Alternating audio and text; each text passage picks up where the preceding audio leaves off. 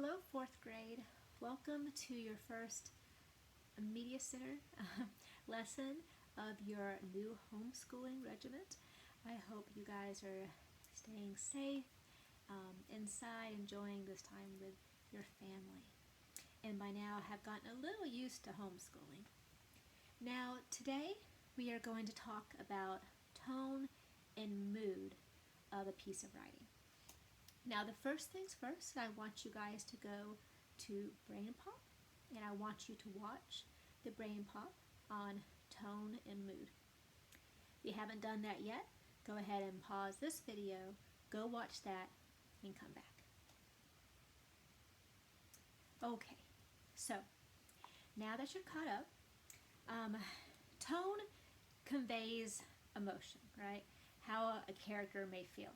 Now, a lot of times you can tell tone by what they're saying to each other, if they're happy, if they're excited. If authors want to convey something, they don't just come out and say, this character is happy. No, that's too boring. That's little baby books.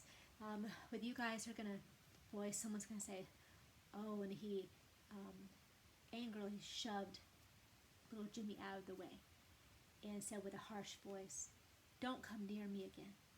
Well, you can tell the tone is anger, right? Frustration. Now, mood is a little different. Mood is kind of the entire atmosphere of the book. What's going along kind of in the background that tells you what this book is about. Is it going to be kind of a sad chapter, a happy chapter? Is it a book that's kind of melancholy, serious, or is it just hilarious, funny at every turn and event? Okay? And so a lot of times it takes kind of reading between the lines and really thinking about how the characters are acting, what they're saying, where they are. A lot of times, old mysteries, they would say, oh, sitting in a chair on a rainy afternoon. And so that would kind of give you a sense this is going to be kind of a somber start to the novel. And mood and tone can also change throughout the book. Now, for you guys today, I'm going to read you the first chapter of Pax. Pax is an excellent book. I recommend reading the whole thing. We are going to kind of go through this book for homeschooling lessons with you guys and use this kind of as a study guide. All right. I'm going to start. Here's our first page. That's Pax.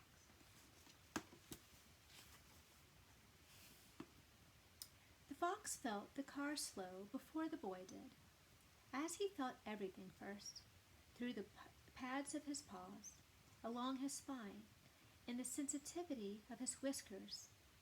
By the vibrations, he learned also that the road had grown coarser. He stretched up from the boy's lap and sniffed the threads of scent leaking in through the window, which told him they were now traveling into woodlands. The sharp odor of pine, wood, bark, cones, and needles throughout the air shivered like blades. But beneath that, the fox recognized softer clover and wild garlic and ferns, and also 100 things he had never encountered before. But that smelt green and urgent. The boy sensed something now, too. He pulled his pet back to him and gripped his baseball glove more tightly. The boy's anxiety surprised the fox. The few times they had traveled in the car before, the boy had been calm or even excited. The fox nudged his muzzle into the glove's webbing, although he hated the leather smell. The boy always laughed when he did this. He would close the glove around the pet's head, play wrestling, and in this way the fox would distract him. But today the boy lifted his pet and buried his face in the fox's white ruff, pressing hard. It was then that the fox realized the boy was crying. He twisted around to study his face to be sure. Yes, crying, although without a sound, something the fox had never known him to do. The boy hadn't shed tears for a very long time, but the fox remembered, always, before he had cried out, as if to demand that attention be paid to the curious occurrence of salty water streaming from his eyes. The fox looked at the tears and then grew more confused.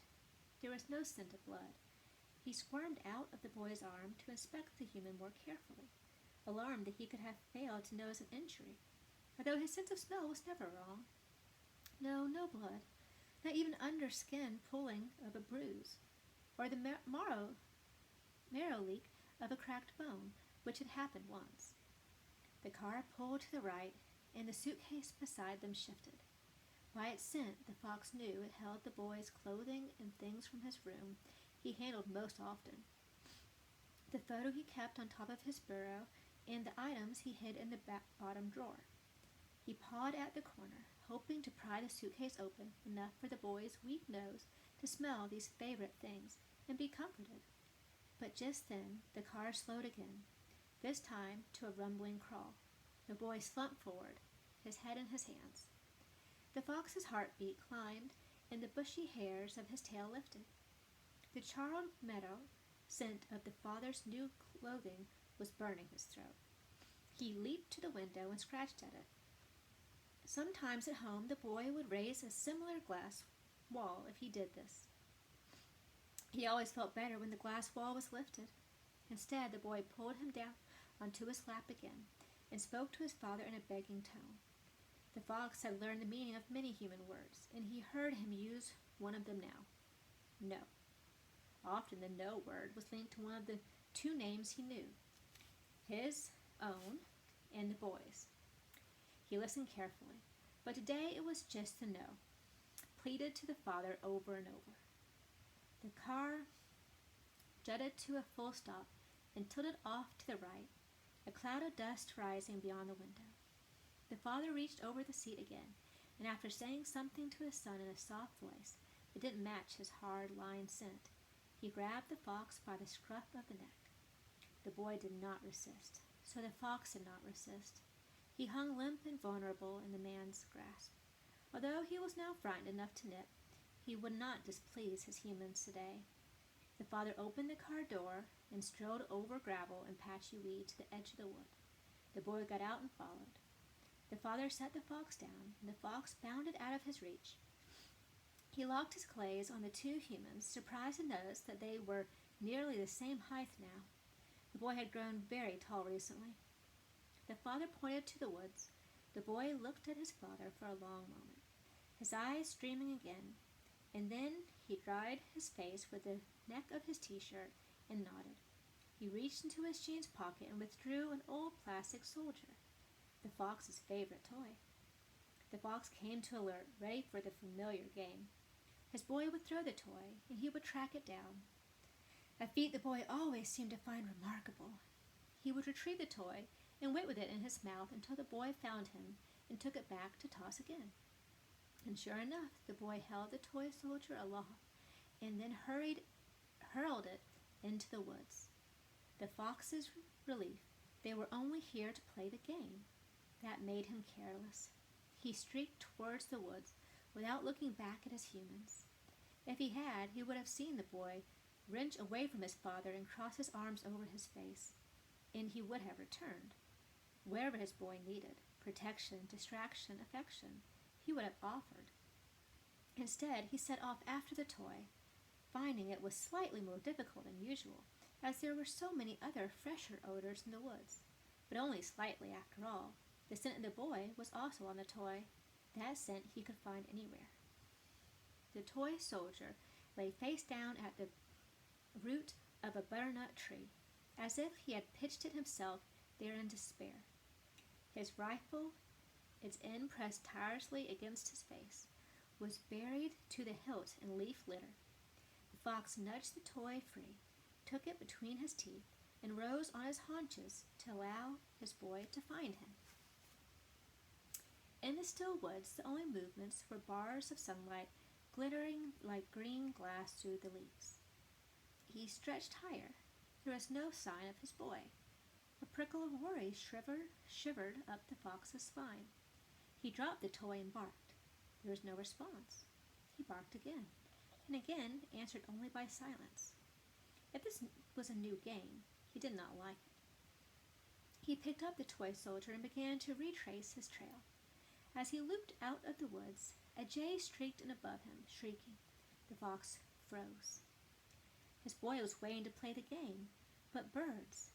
Hours upon hours he would watch birds from his pen, quivering at the sight of them, slicing the sky as recklessly as the lightning he often saw on summer evenings. The freedom of their flight always mesmerized him. The jay called again, deeper in the forest now, but answered by a chorus of replies. For one more moment the fox hesitated, peering into the trees for another sight of the electric blue wedge. And then behind him he heard a car door slam shut, and then another. He bounded at full speed, heedless of the briars that tore at his cheeks. The car's engine roared to life, and the fox skidded to a stop at the edge of the road. His boy rolled the window down and reached his arms out, and as the car sped away in a pelting spray of gravel, the father cried out the boy's name, Peter, and the boy cried out the only other name the fox knew, Pax. Chapter 2. Okay. A lot's happened in Chapter 1. It definitely leaves you in suspense of what has happened. Okay, so I want you, for your assignment, to go on Flipgrid. Now, Flipgrid is optional because your parents have to download an app. And when you go on Flipgrid, you make an account, and you can record short videos of yourself, and you're going to record a video answering a question. Alright, and so your question is, I want you to tell me the tone and the mood of this first chapter of Pax. And I want you to tell me why you think it is that way. So I want you to give me some examples of the tone and some examples of the mood of this first chapter. Alright, thank you guys for spending some time with me, and I'm sure I will see you very soon. Bye, 4th grade.